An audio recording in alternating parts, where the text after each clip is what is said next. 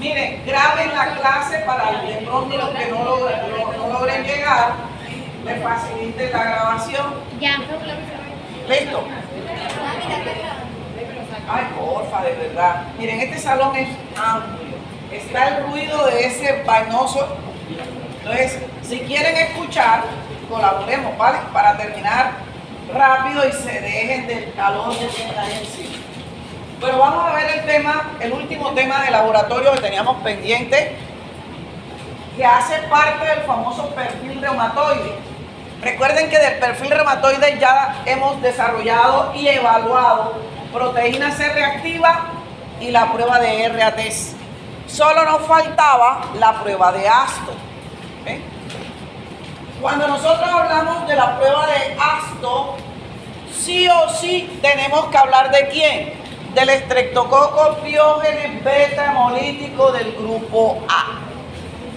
Esa es la bacteria causante de más del 90% de los cuadros de faringoamigdalitis de tipo bacteriano. ¿Por qué aclaro? Porque hay cuadros de faringoamigdalitis de tipo viral.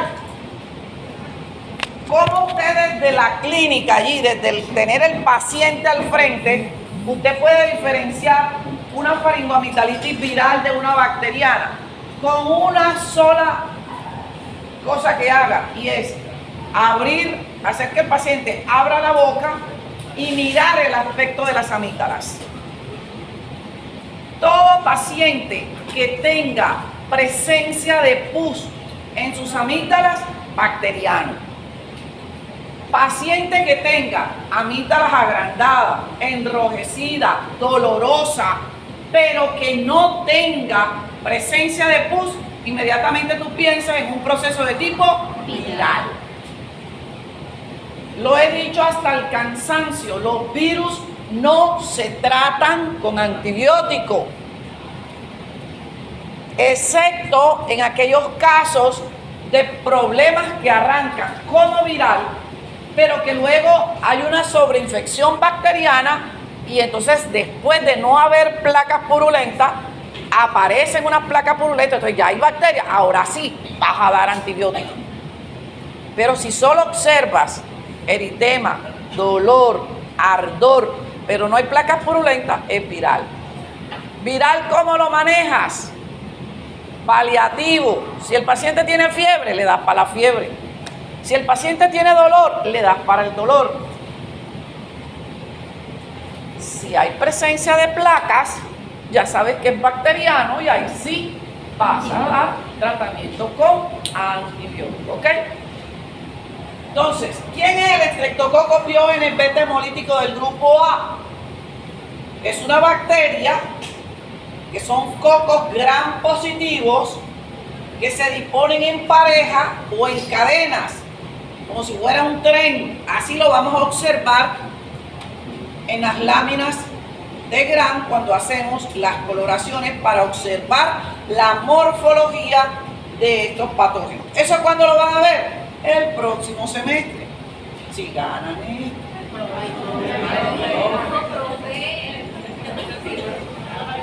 La mayoría de estos estreptococos son anaerobios facultativos.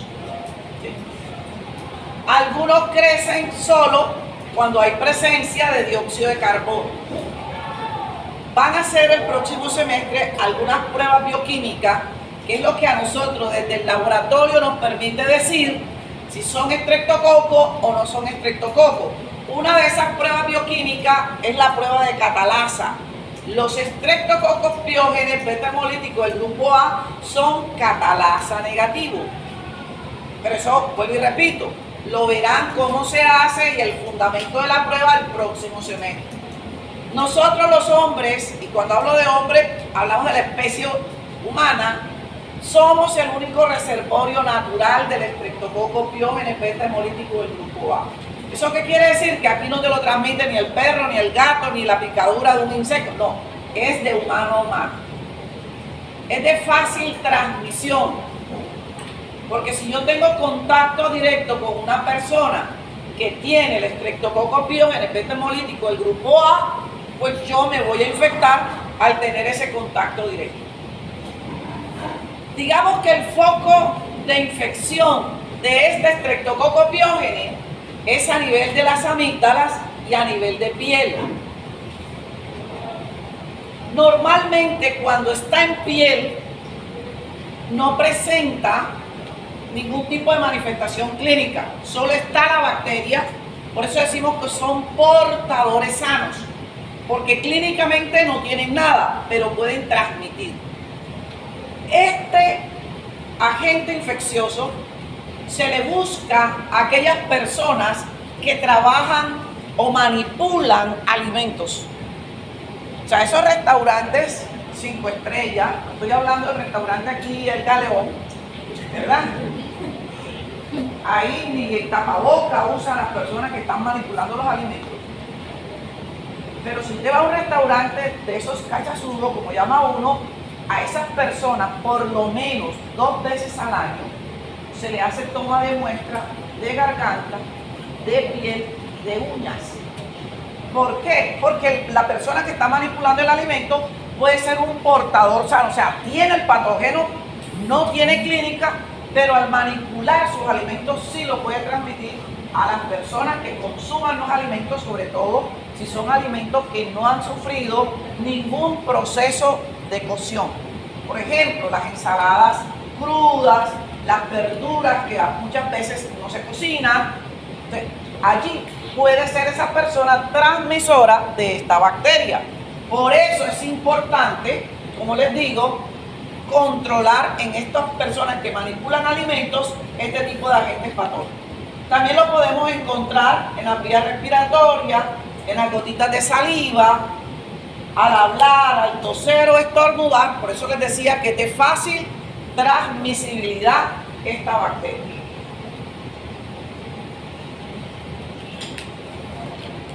Esta bacteria tiene muchos mecanismos y creo que 2 grupos presentaron prueba de ASTO, hablaron de ellos y se dieron cuenta de la gran cantidad de mecanismos que tienen estas bacterias para evadir la respuesta de nuestro sistema inmunológico.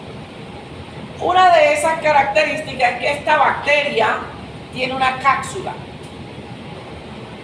Si ya revisaron las charlas, vi que alguien las agrupó en una carpeta, las charlas. Si ya las escucharon y vi que una tenía 94 visitas, otra tenía 84 visitas, asumo que cada quien por lo menos lo vio una vez. Se dieron cuenta cuando hablábamos del sistema del complemento que la proteína C9 es importante. Bueno, C4, sistema del complemento lo expliqué aquí. Sistema del complemento, recuerden, la proteína C9 es la que forma el poro y es la proteína más larga y es la que permite poner en contacto el líquido extracelular con el interior del microorganismo. Pero ¿qué pasa? Que las bacterias encapsuladas, ni siquiera el sistema del complemento a través de la proteína C9 puede llegar a dañar. ¿Por qué? Porque esa cápsula no logra que la proteína C9 atraviese la cápsula más la pared de la bacteria. Por eso los microorganismos encapsulados son difíciles de eliminar por nuestro sistema inmunológico.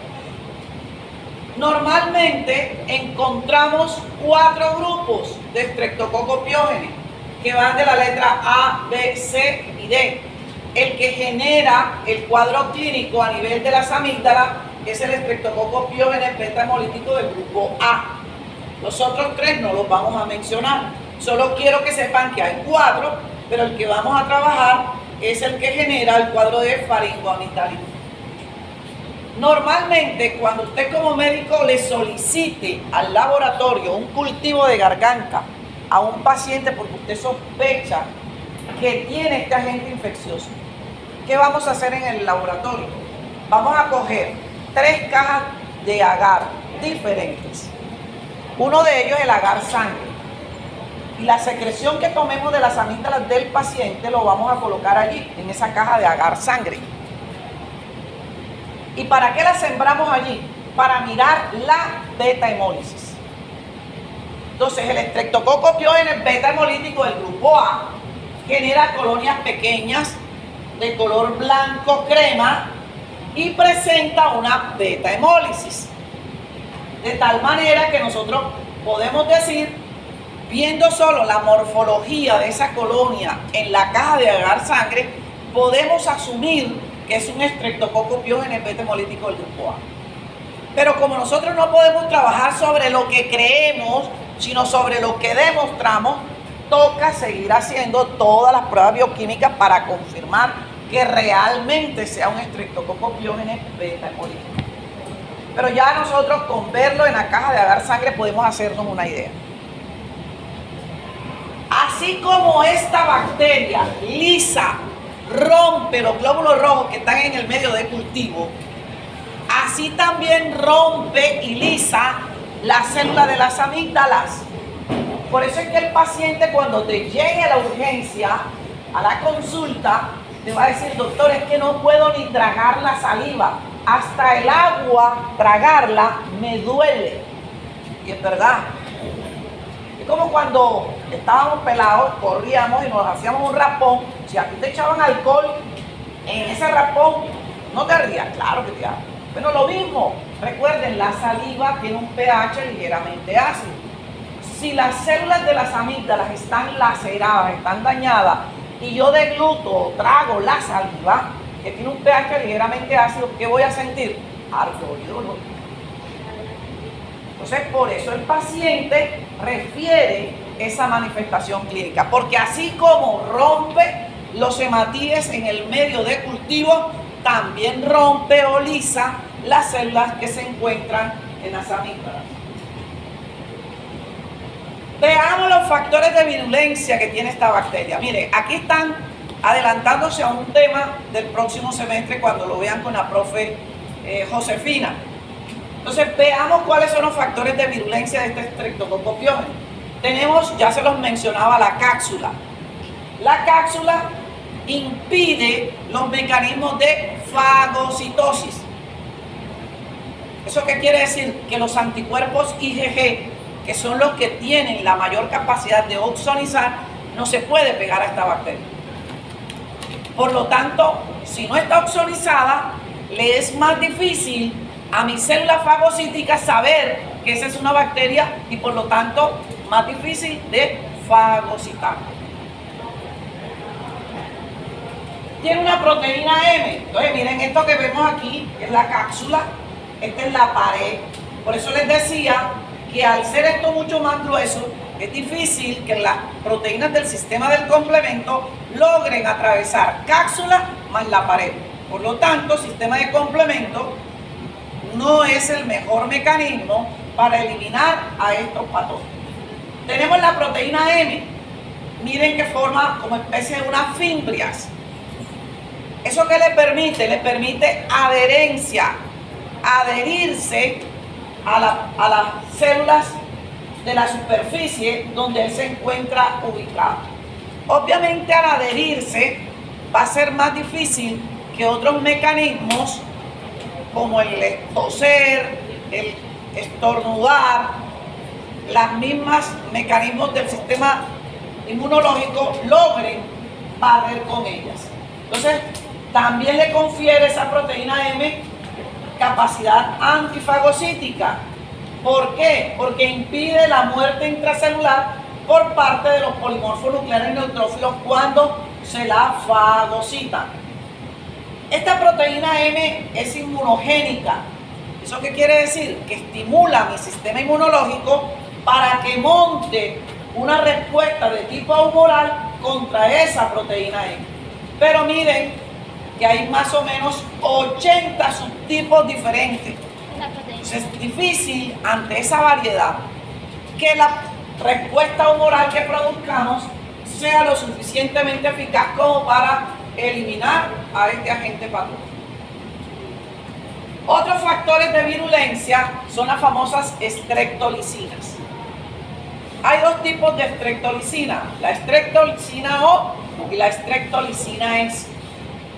Cuando usted solicita la prueba de ASTO al laboratorio, lo que está solicitando son los anticuerpos que produce el individuo contra la streptolicina O. O sea que lo que buscamos en la prueba de ASTO es un anti-streptolicina O, o sea, el anticuerpo que genera mi sistema inmunológico contra esta streptolicina O. Entonces vemos que la streptolicina O es una citotoxina, es antigénica y la función de ella es formar poros en la membrana de los leucocitos y de las células donde se posa el estreptococo piógeno, o sea, las daña, las lisa, rompe. Por eso lleva este término de lisina, lisa, rompe. Esta streptolicina O es la que estimula mi sistema inmunológico para producir un anticuerpo llamado anti-streptolicina O, que es lo que detectamos en la prueba de ASTO. La streptolicina S no es antigénica. ¿Eso qué quiere decir?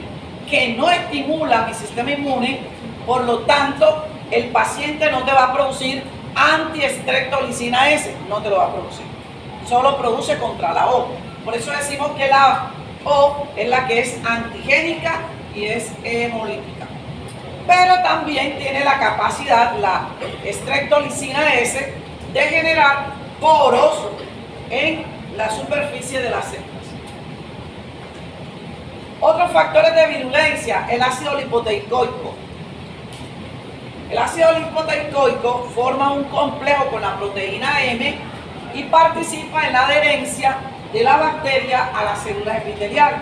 Y de esa manera evaden que las células fagocíticas puedan separarla de la célula epitelial donde ella está. Todo lo que termine en asa son enzimas. Entonces aquí tenemos una primera enzima que produce esta bacteria y que le confiere virulencia a la bacteria. Entonces la streptocinasa es una enzima que provoca la transformación del plasminógeno en plasmina y eso digiere a la fibrina. Las semanas pasadas, cuando hablábamos, yo les decía que en la parte de teoría en inflamación, y la mayoría de los grupos escogió como tema de exposición de las que grabaron fue inflamación. Yo les decía que en la inflamación jugaba un papel importante el sistema de coagulación. Yo les decía que el fibrinógeno es una proteína plasmática y que cuando tenemos un proceso infeccioso que va manguanado o amarrado con una respuesta inflamatoria, inicialmente aguda, que sería lo ideal, mi amorzote, alumno mío de maestría,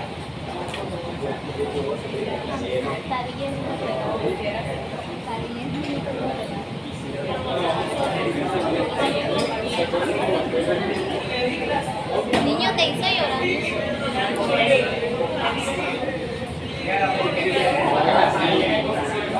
¿Qué hay?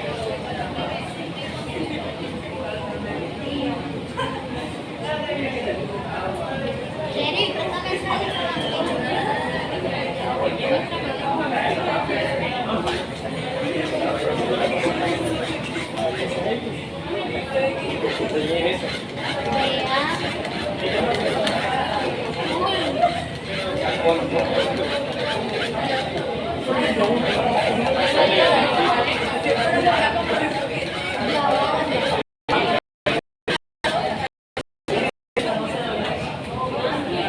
ya lo dañé.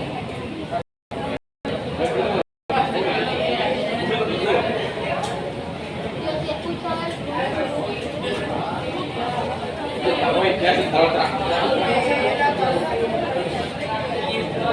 esta vaina se está grabando, voy a ponerle pausa.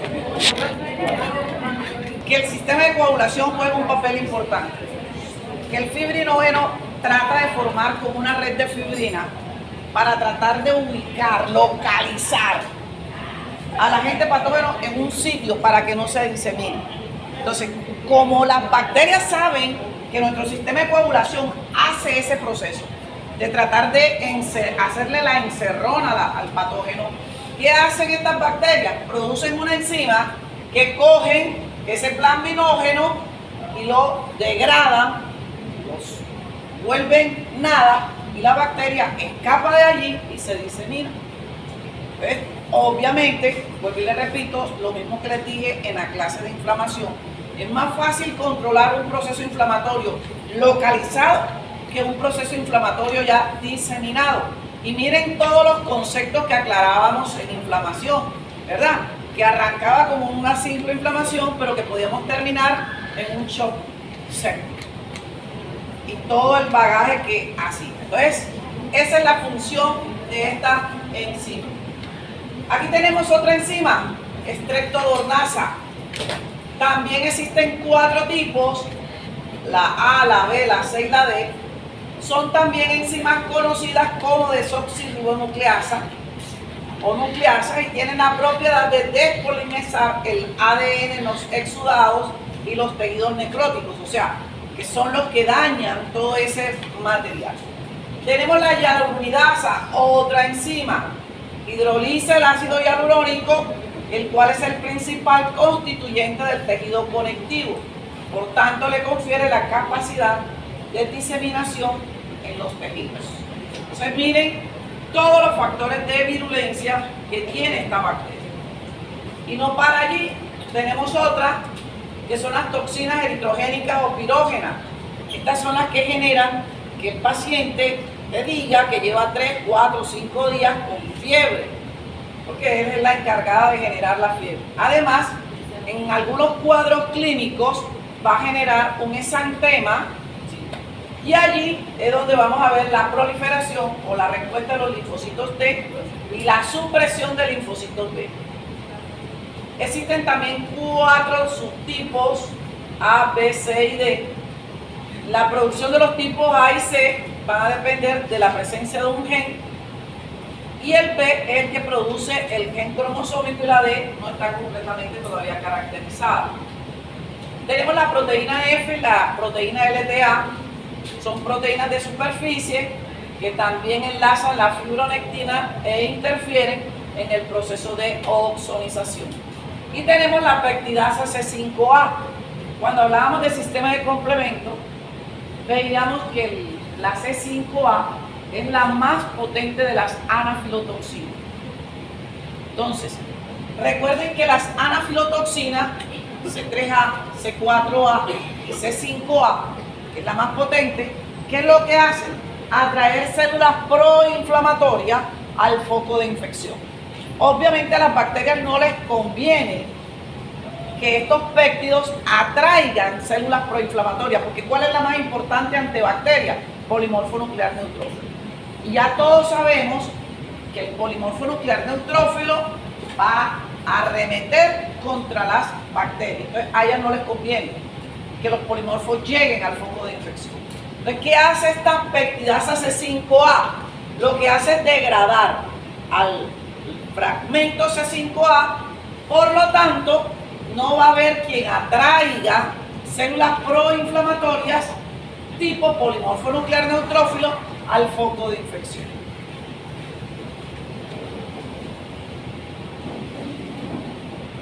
Vamos a empezar a hablar ahora sí de los cuadros clínicos, aclarándoles que el Streptococcus pyogenes beta hemolítico del grupo A puede generar 2 tipos de cuadros clínicos: los cuadros clínicos supurativos y los no supurativos.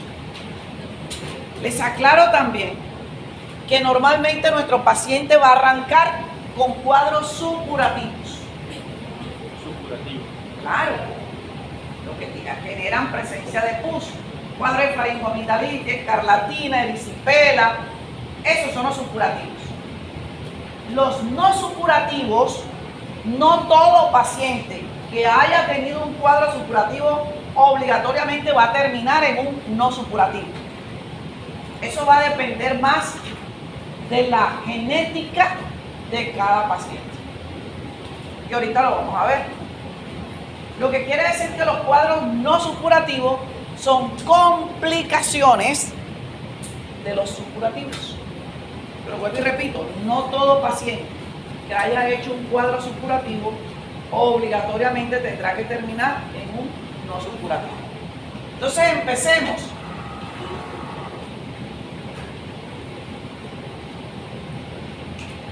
Entonces el estreptococo beta hemolítico produce complicaciones supurativas y no supurativas, que es lo que les acabo de decir.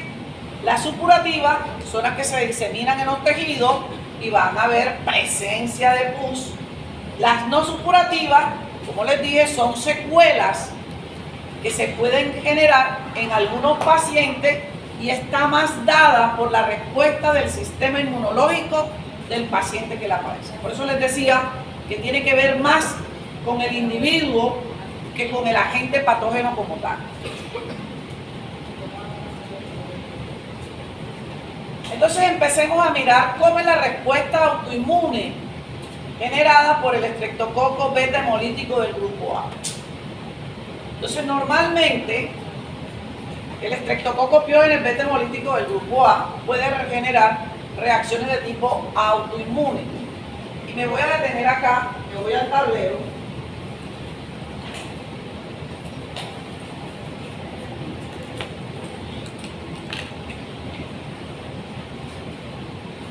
¿Tiene un marcador?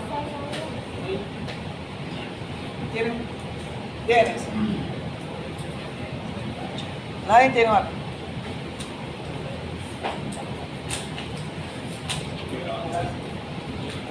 Borrarlo.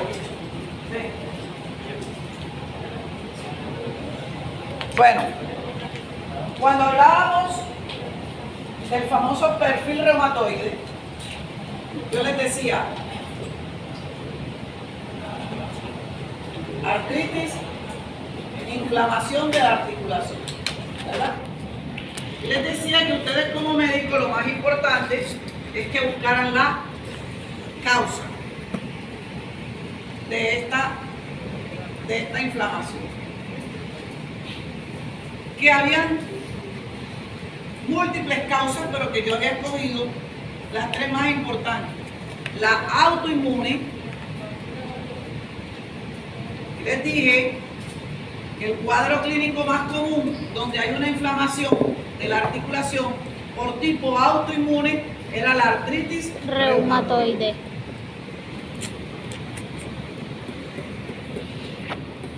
Otra causa era la metabólica.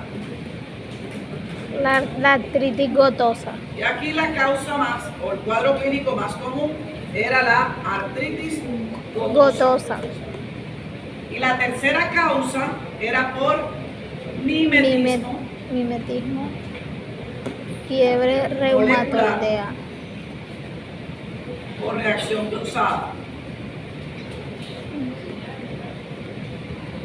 Y aquí el cuadro más común era la fiebre Reumática. Estas dos ya las trabajamos. Ya fueron evaluadas, ya están graduados en esto, ¿verdad?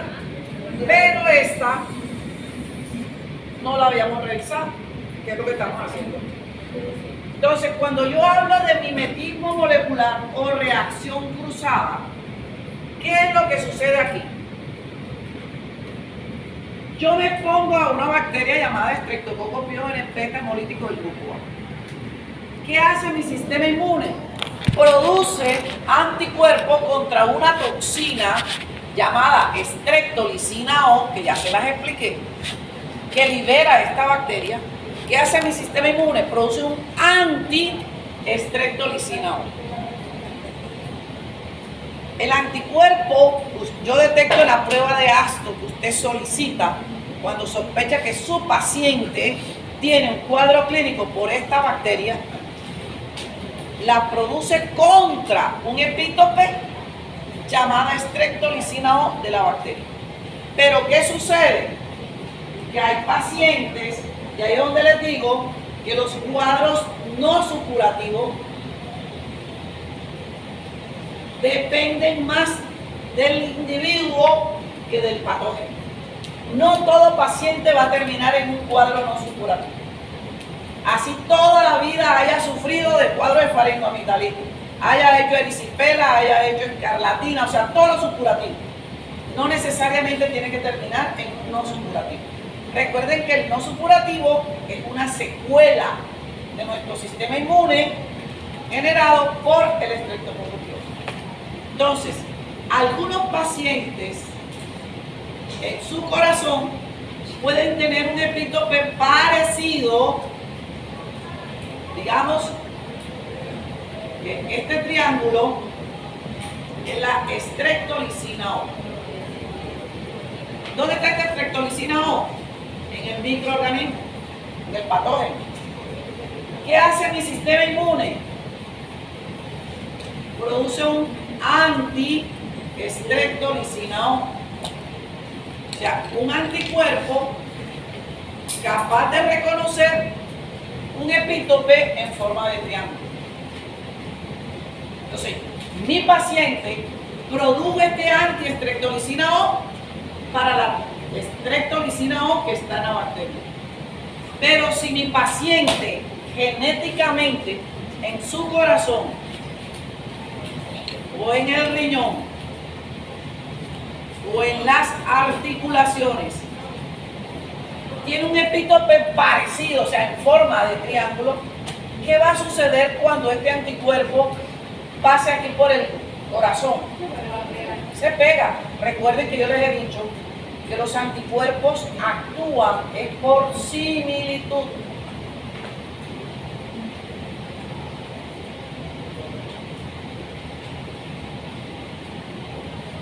Esa grosería.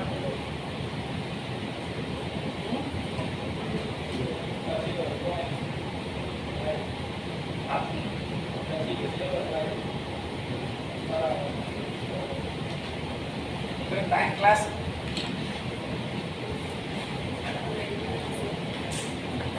Bueno, voy a cambiar este marcador, no se ve.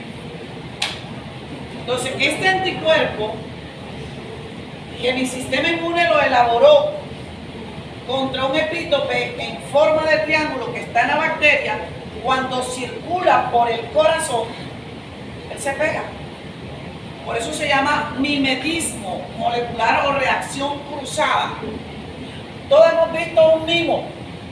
En los semáforos aquí en Barranquilla hay muchas partes donde hay mimo. Si usted va al muelle de Puerto Colombia, allá llevaron un mimo. ¿Qué hace el mimo? Imita. Si usted va rascando la cabeza, el mimo va detrás de tu rascándose la cabeza, o sea, parecido. Imita.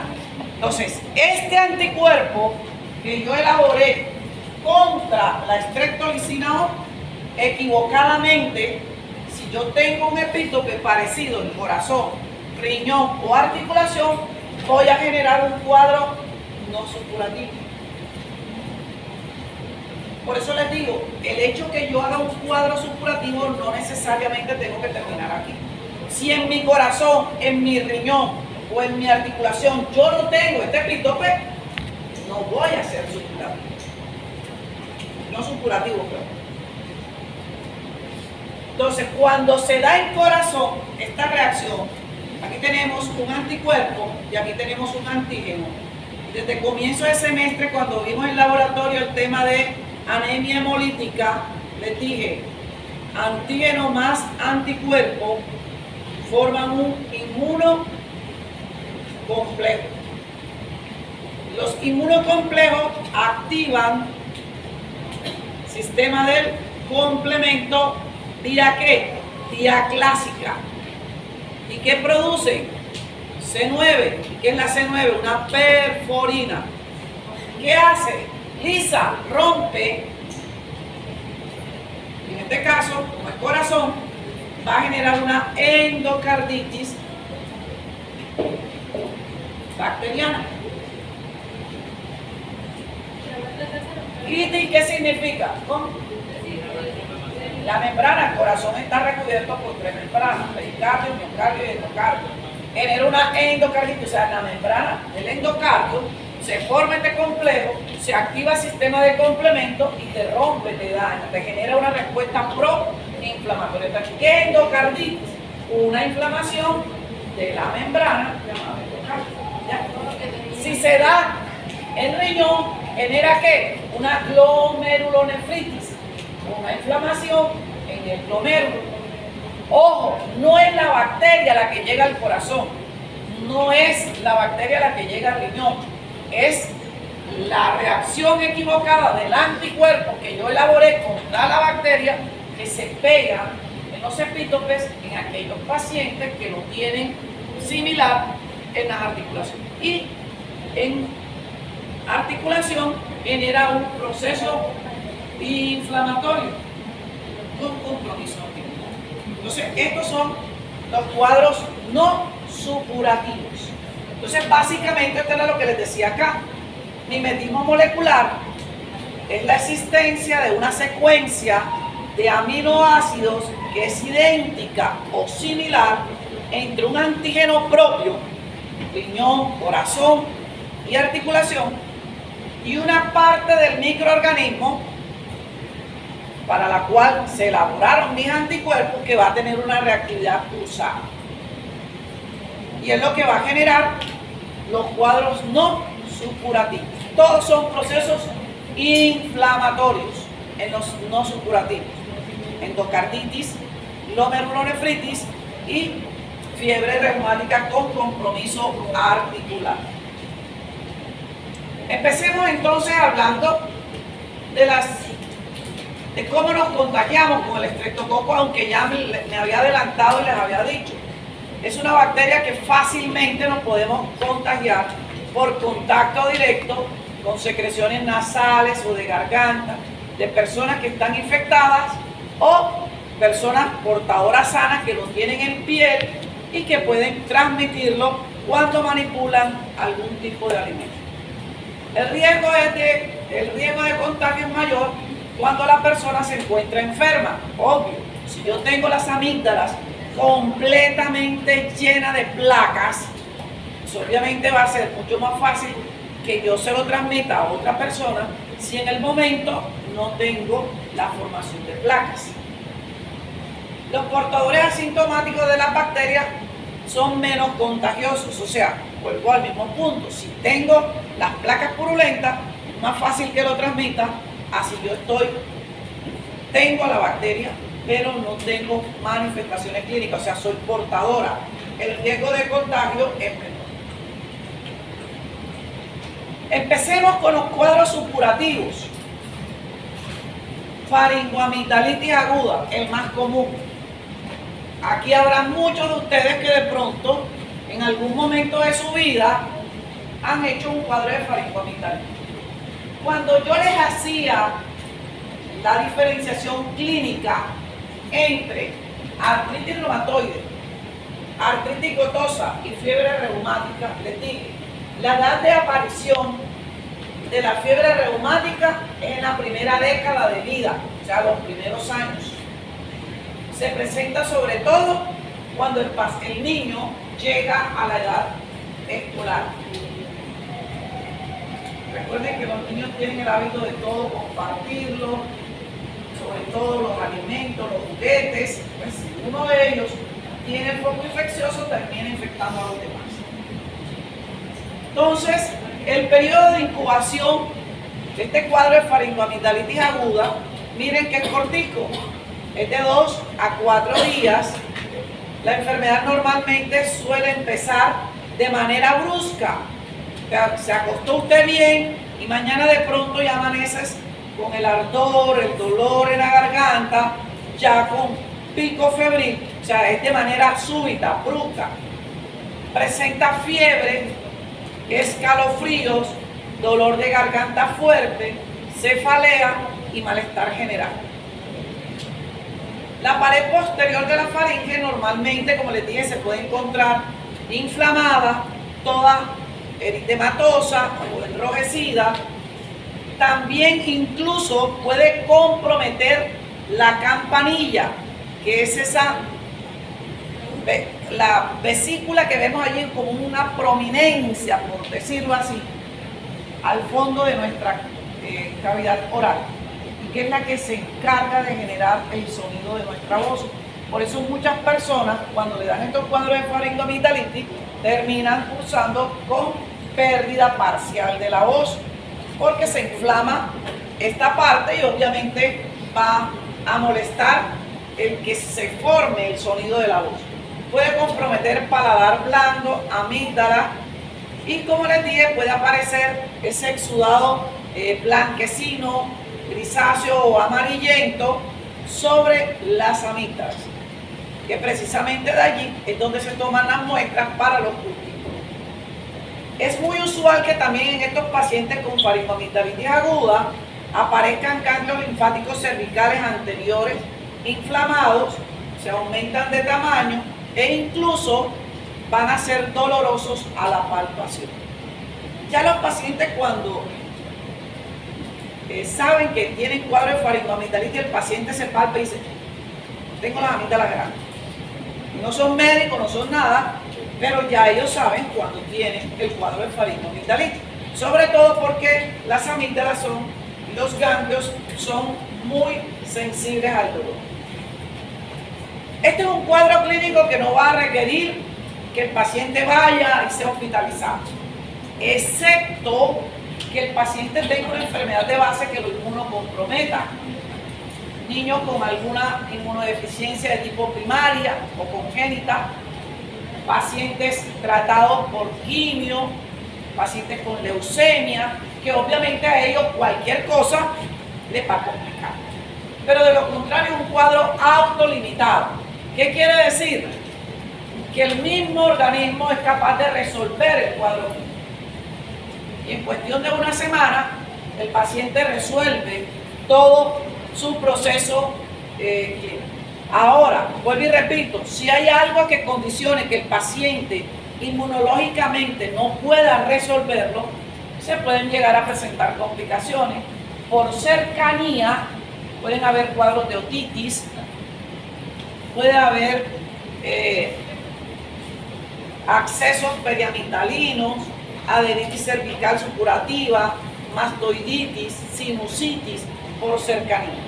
Pero vuelvo y repito, son pacientes que deben tener una condición que los predisponga.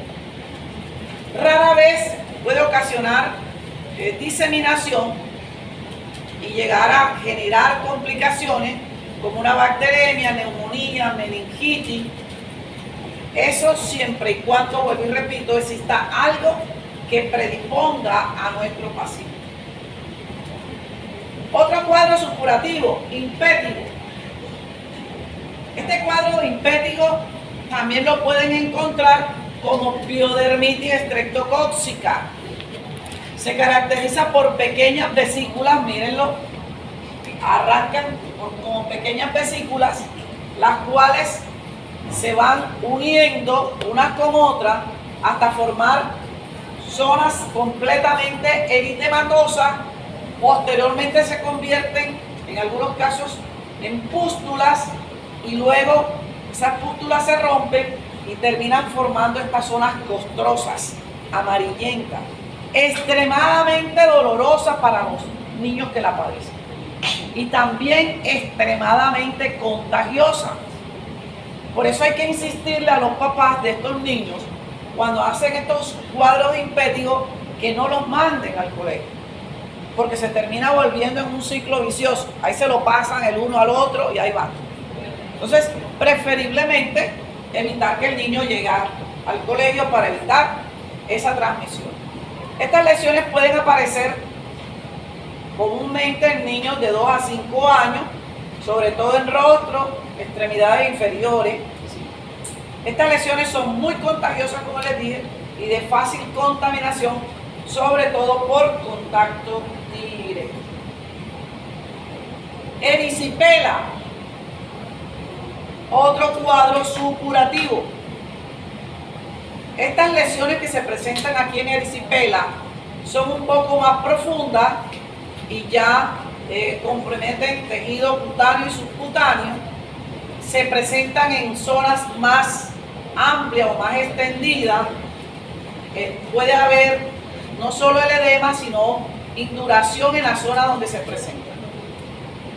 Digamos que la erisipela por lo general cobija edades extremas. ¿Cuáles son edades extremas? Niños y adultos mayores. De pronto algún abuelito o alguna algún adulto mayor conocido por ustedes ha presentado cuadro de erisipela.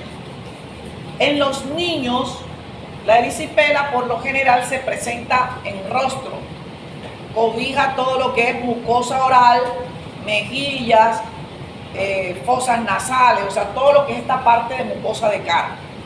En los adultos mayores, la erisipela por lo general se presenta en miembros inferiores. La zona de la piel que se ve afectada, la vemos aquí, miren, son zonas extensas y que progresan rápidamente. De pronto hoy el paciente solo lo tiene en una partecita de la piel, al día siguiente ya está completamente todo en la pierna o el brazo donde se presenta. Da la sensación que la piel se fuera a abrir, porque se vuelve toda tensa, brillante, y da la sensación que el paciente se le fuera a abrir la piel. Y no es difícil que eso se dé. ¿Por qué? Porque normalmente los abuelitos empiezan a rascarse y pueden formar abrasiones y llegar a generar lesiones profundas que pueden sobreinfectarse y complicar la situación del paciente. Entonces, por eso es importante tener mucho cuidado con la piel de nuestros abuelos cuando vemos esta zona enrojecida, gran extensión, completamente comprometida una gran parte del miembro donde se esté presentando. Pueden haber manifestaciones clínicas sistémicas como malestar general, fiebre, escalofrío, ¿sí? Estas lesiones, como les dije, pueden aparecer en cara o extremidades inferiores. Tenemos la infección puerperal. Esta se presenta en mujeres durante el proceso de parto.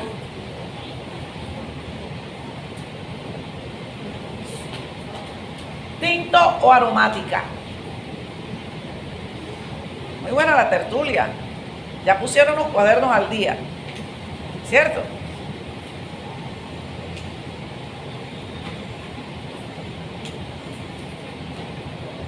Les dije que esta infección puerperal se da o en una mujer en trabajo de parto normal o pacientes que son sometidas a cesárea.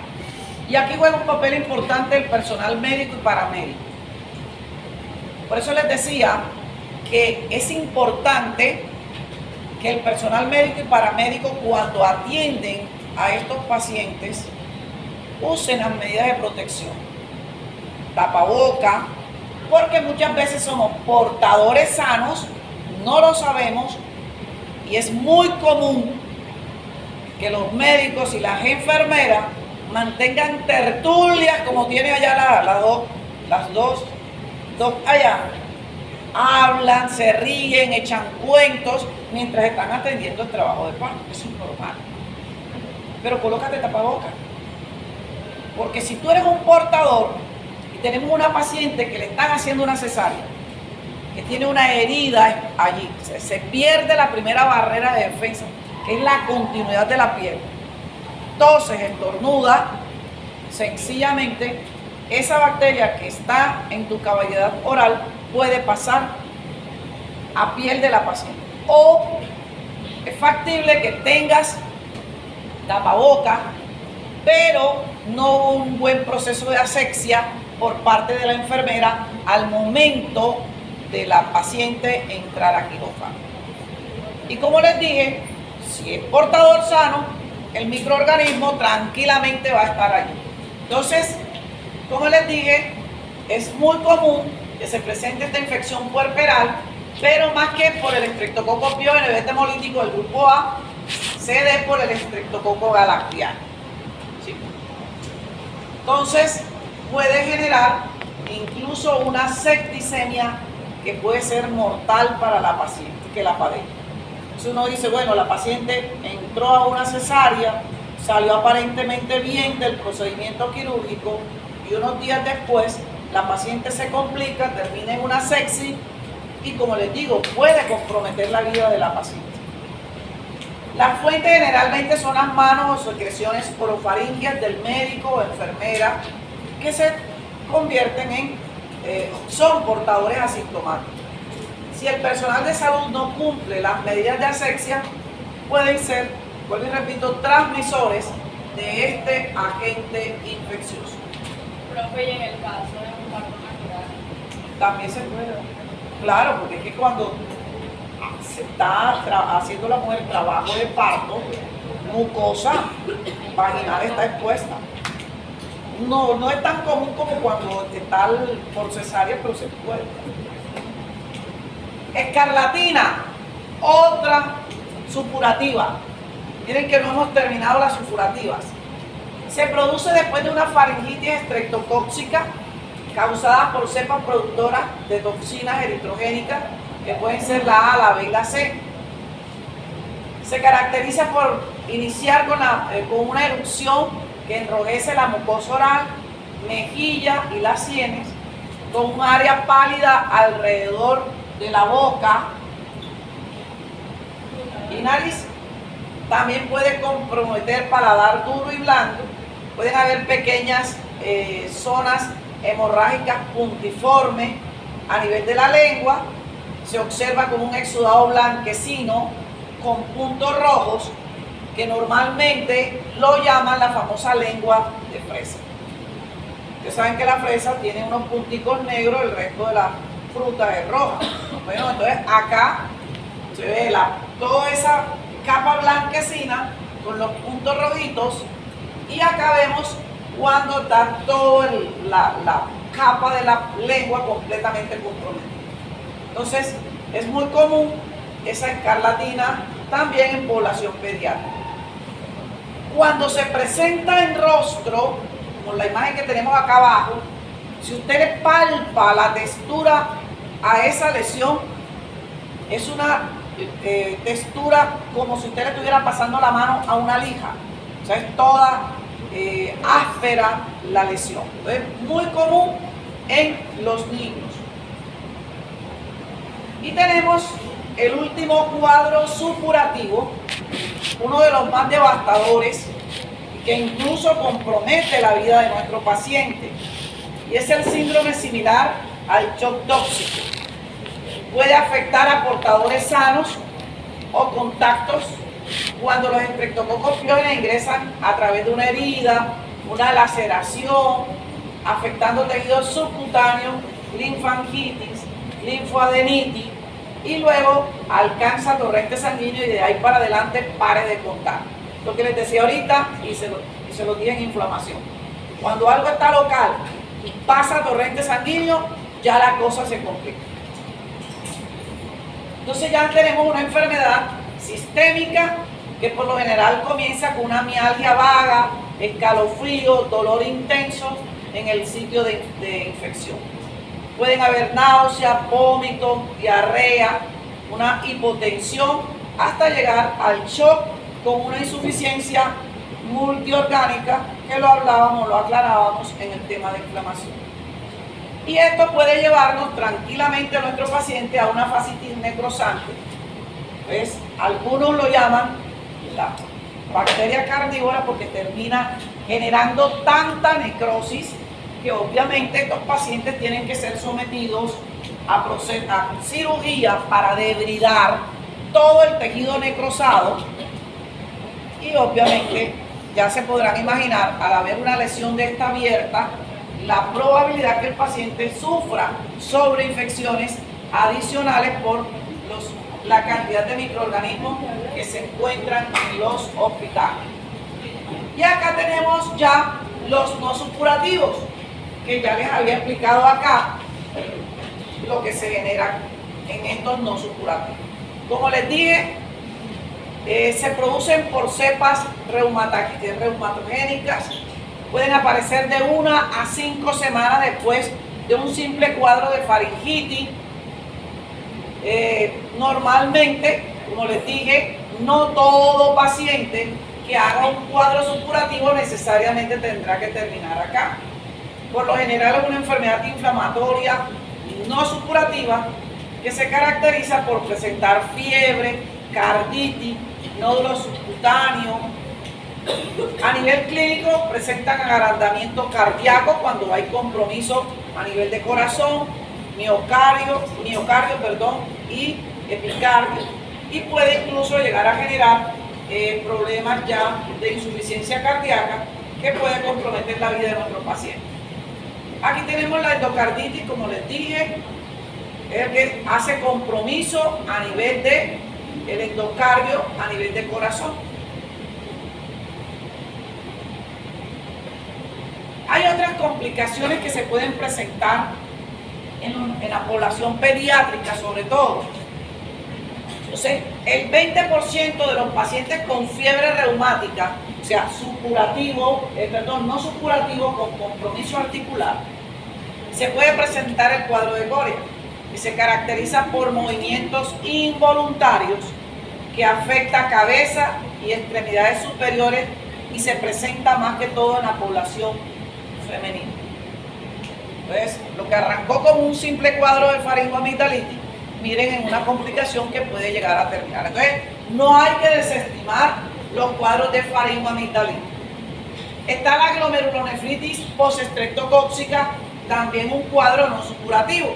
Como les dije, una reacción cruzada o mimetismo molecular por epítopes parecidos en riñón.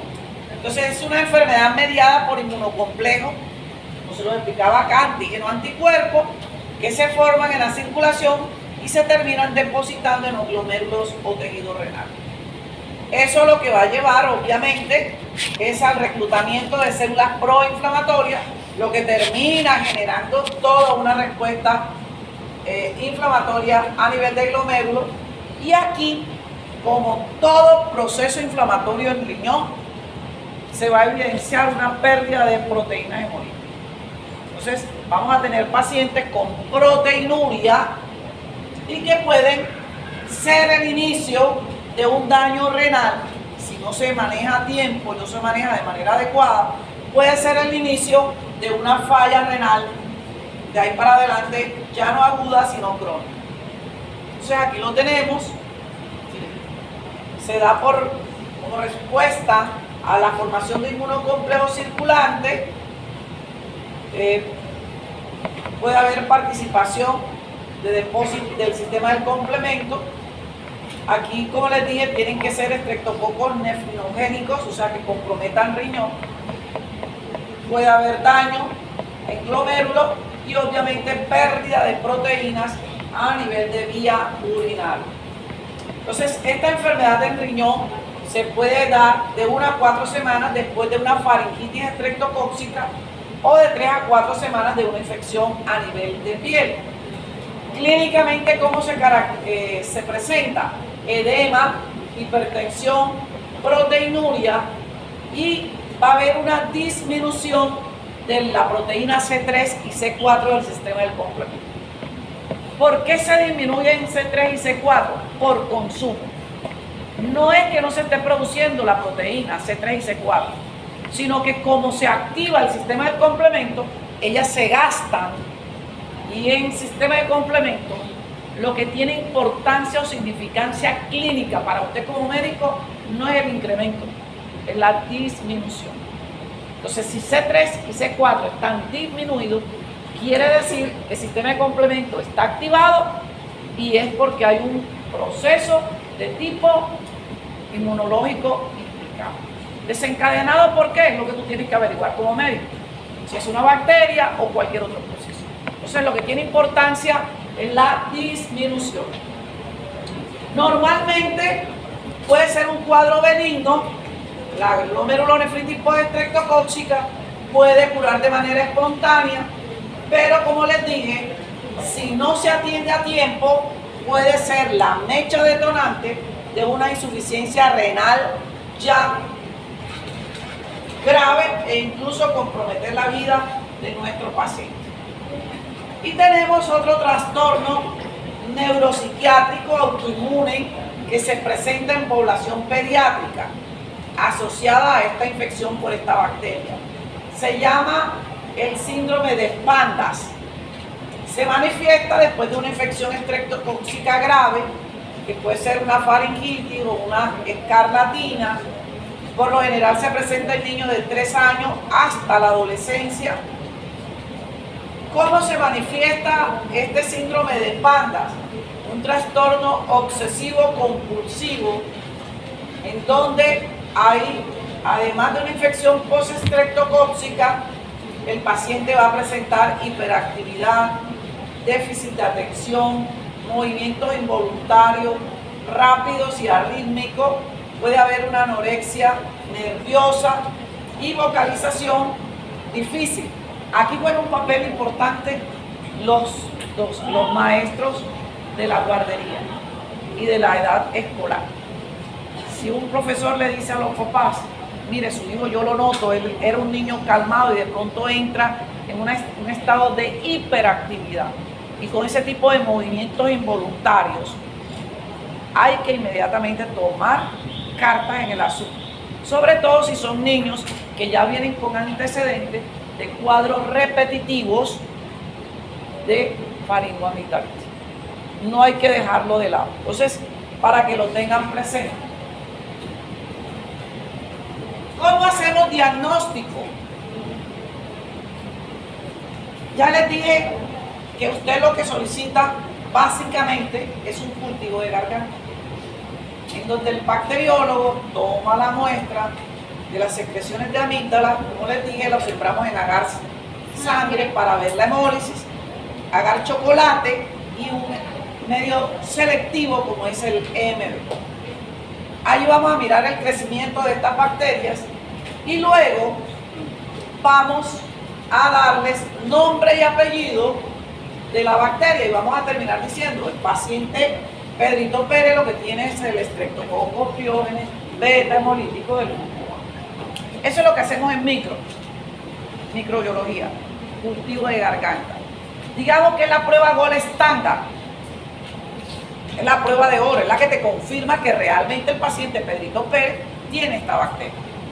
Pero recuerden que hay una prueba llamada prueba de Asto o ácido, que es la prueba serológica, en donde lo que vas a evaluar tú es la respuesta del sistema inmune del paciente tras la entrada de esta bacteria.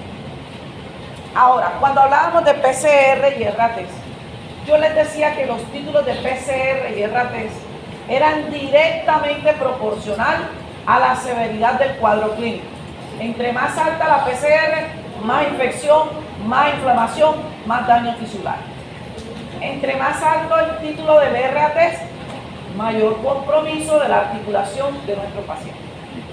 La prueba de Asto no es así, es todo lo contrario. O sea, títulos altos no quieren decir que el paciente esté más grave. Él puede tener un título de 800 unidades y ella puede tener un título de 400 unidades. No quiere decir que él esté más grave que él. Puede ser lo contrario. ¿Y por qué el título de la prueba de Asto no va ligado a la severidad del cuadro clínico? Porque los anticuerpos que elabora mi paciente contra esta bacteria son de larga duración. Entonces, cuando yo le hago la prueba de Asto a ellos y en él estoy detectando 800 unidades y en ella 400, la prueba no me dice cuánto tiempo llevan los anticuerpos que encuentro en el plasma B. Entonces pueden ser anticuerpos de 3, 4 cuadros de faringoamigdalitis que vienen de hace 3, 4, 5 meses atrás. En cambio, ella que lo tiene más bajo, puede ser que los anticuerpos sean de ahora. Entonces, ¿a dónde los quiero llevar, chicos? Que usted no puede medicar a un paciente teniendo en cuenta la prueba de Asto. ¿Qué pasa en nuestro sistema de salud? Creo que ustedes como pacientes en algún momento lo han vivido. Usted va ahora a la urgencia, él va, porque no aguanta el dolor, el ardor, la fiebre, los escalofríos, se va para la urgencia. El médico lo examina, le encuentra las placas purulentas, le manda el cultivo de garganta. ¿Cuál es el problema del cultivo de garganta? Que se demora. Y usted como médico no le puede poner un revólver al bacteriólogo Oye, ¿por qué no me has entregado el resultado? Nosotros no podemos hacer nada. Yo no le puedo decir a la bacteria y crece más rápido porque es que el médico está desesperado. Tú te tienes que esperar, no es problema nuestro.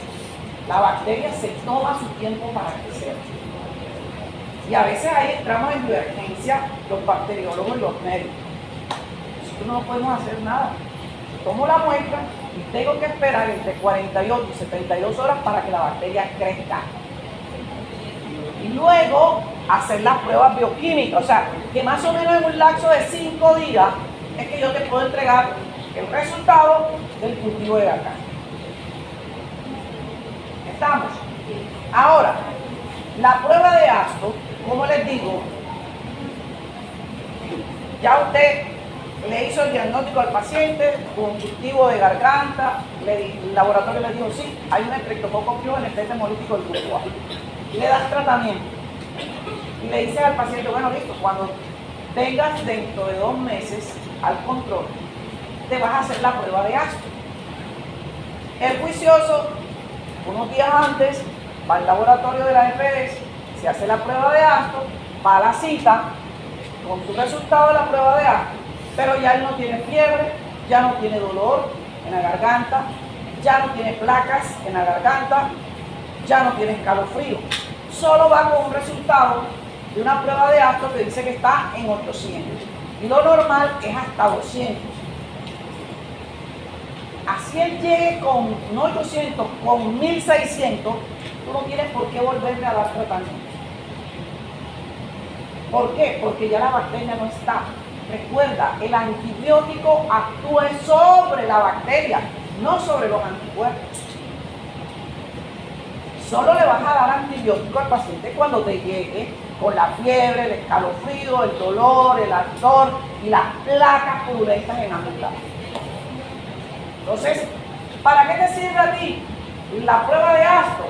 Hombre, para mirar la evolución del paciente, no más. Pero no te hace el diagnóstico, ni la gravedad del cuadro. Solo tratas o solo medicas cuando el paciente llega con la clínica. Tratamiento. Obviamente, como es una bacteria, se trata con antibióticos. Otra cosa, se lo recalco a todos los estudiantes de medicina que pasan por mis manos. Me daría pena que ustedes en algún momento se les vaya la luz y le pidan a cualquier bacteriólogo, ¿y dónde está el antibiograma? A este microorganismo no se le hace antibiograma. ¿Por qué? Porque hasta hoy, 17 de noviembre del 2022, esta bacteria es susceptible ¿a quién? A la penicilina G. Entonces, ese es el tratamiento, el antibiótico de elección. Entonces, a esta bacteria no se le hace antibiograma.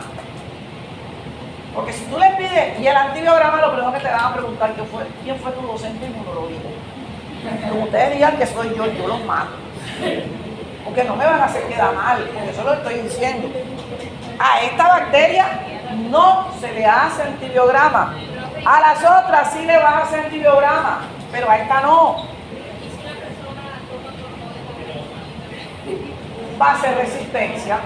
Entonces ya ahí la cosa es diferente. Pero por eso es que no podemos dejar y hay que educar a nuestros pacientes que no se puede, incluso ustedes, y no lo digan que no, más de uno de ustedes, medio les arde la garganta y ustedes no van al médico por un ardor de garganta. Se van donde el farmacéutico de la esquina, porque ustedes creen que él sabe más, me arde la garganta. O ya fueron por primera vez y el médico les mandó un antibiótico y creen que ese les va a servir para todo. Y enseguida van para la farmacia y lo compran. Oh, chicos. Miren, los infectólogos se están quedando sin antibióticos para tratar más de un cuadro de bacterias. Porque la gente hace uso y abuso de antibióticos. Eso sin agregarle que los alimentos que nosotros ingerimos de tipo o procedencia animal también les colocan antibióticos. ¿O ustedes qué creen que a las vacas no les dan antibióticos para las infecciones? ¿O a los pollos no les dan? Cada vez que tú te comes, también va. Entonces, chicos, si a eso le unamos nosotros a hacer uso y abuso del antibiótico, cuando tengamos realmente una infección que requiera un antibiótico, ya vamos a presentar resistencia. Y ahí es cuando viene el ay, de qué es lo que hay que darte para poder tratarte una bacteria que no deberías tener resistencia a ella. Ahora, también se pueden tratar con beta-lactámico y macrólido, y eso lo entenderán más adelante. Aquellos pacientes que son alérgicos a las penicilinas, se les puede dar eritromicina o acitromicina. Ahora no se crean que ya son médicos y que pueden formular, apenas están en tercer semestre. A mí nunca me gusta dar tratamientos porque yo no los conozco. Pero bueno, se los menciono por efecto, a ver, porfa. Se los menciono por efecto de que, como les digo, a este agente patógeno no se le hace antibiograma, sino que ya hay un antibiótico exclusivo para él, por eso se los coloco. Pero a mí no me gusta darle tratamiento. Bueno, creo que ya con esto quedamos claros. ¿Listo? Estamos graduados. Graduado.